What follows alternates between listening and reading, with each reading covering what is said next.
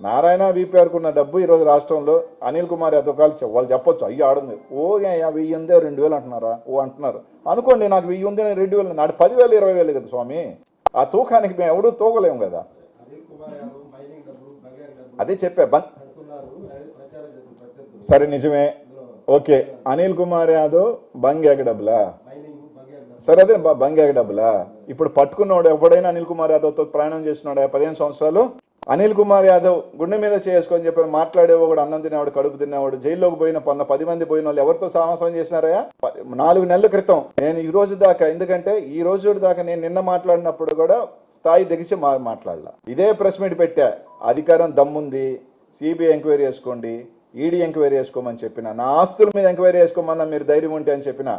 ఇదే చంద్రబాబు నాయుడు గారు నా ఆస్తుల మీద ఎంక్వైరీ చేసుకోండి నేను 2009లోకి ఈ రోజుకి నా ఆస్తుల మీద ఎంక్వైరీ చేసుకోండి సిబిఐ ఎంక్వైరీ చేసుకోండి అని చెప్పిన మీరు వేసుకునే చేత కాదు